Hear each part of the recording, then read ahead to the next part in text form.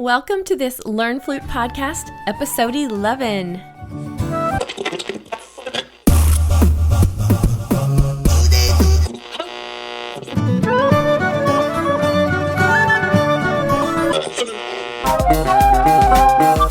Learning to play the flute will put you in a good mood for the rest of the day because the flute is the most cool, the most fun, the most beautiful of all instruments in the whole world.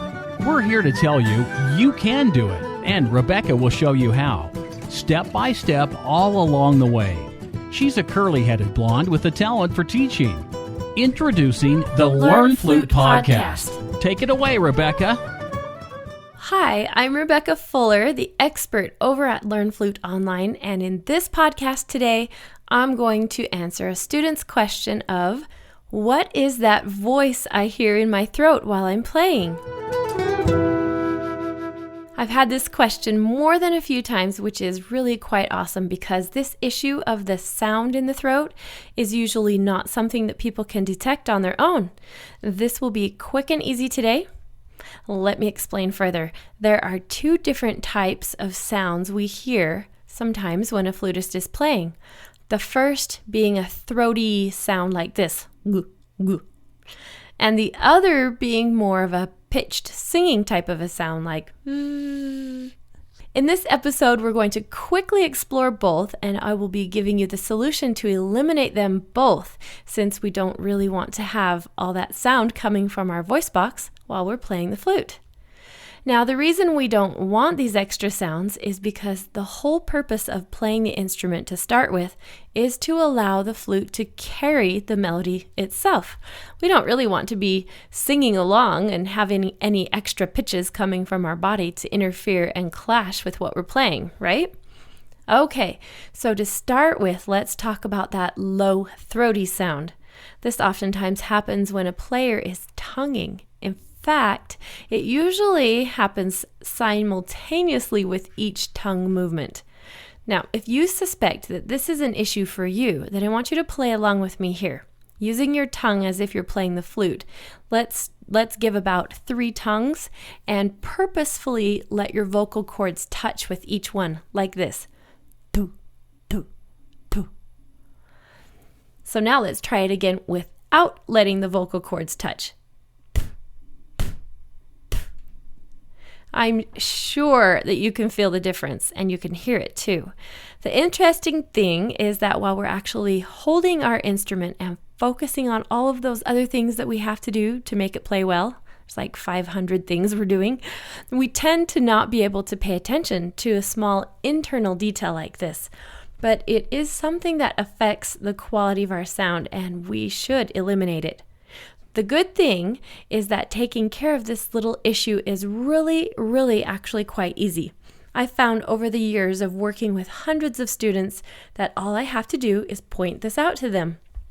Once we do the little exercises without our flute, the one where we just did the tonguing with the sound, tu, tu, and then the tonguing without the sound, tu, tu, the flutists are usually able to identify it themselves, and that's pretty much all it takes to stop doing it.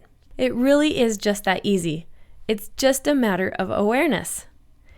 Now, let's talk about the other type of vocal sound flute players can have occasionally while practicing or performing, and that is basically a singing sound in their throat. Now, this type of sound usually comes from newer students who are really trying hard.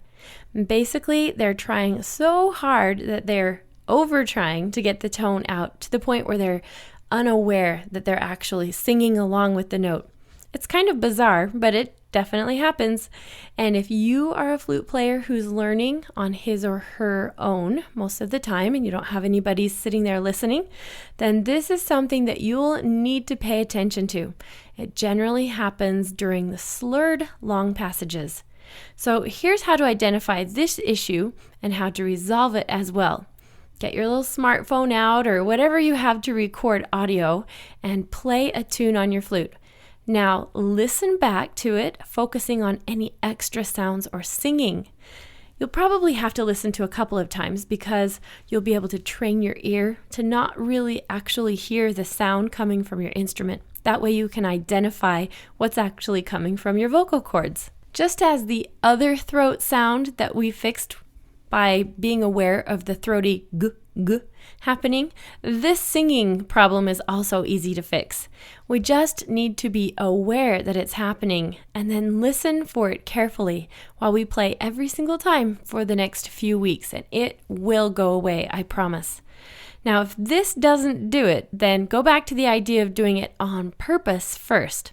Actually, I guess I should mention here that there is an advanced technique where players will sing harmony with themselves while they play the flute. I've heard it before.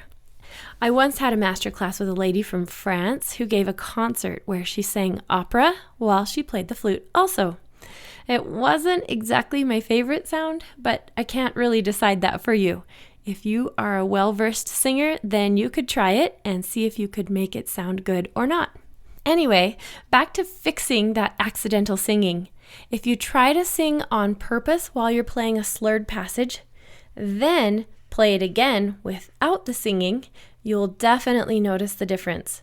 That throat needs to be nice and open instead of pinched off. If you have your neck aimed down, kind of kinked off, that makes it so much easier for those vocal cords to accidentally touch. I like to tell my students to think of their throat as the size of a toilet paper tube and how they wouldn't want to bend their neck. That would kind of kink it off and make it easier for their vocal cords to get in the way. So keep your head high and your neck straight and blow easy. Now, to recap how to eliminate throat noises while playing the flute, you just need to first identify that it's indeed happening and then purposefully playing with that sound while focusing on the feeling and sound coming from your throat. You can then play again without it. You'll find it goes away in just a matter of weeks with this type of intentional practicing.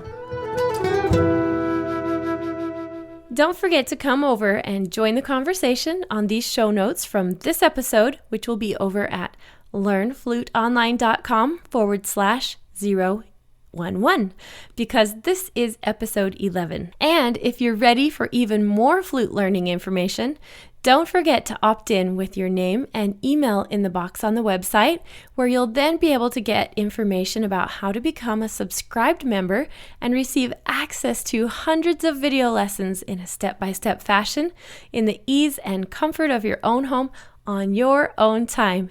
You can learn from me 24/7. See you next time. Thanks for listening today. Remember that this is where people of all ages, such as you, can come, learn, and play the musical instrument flute in an easy-to-follow, organized manner, and in the privacy and comfort of your own home, on your own schedule.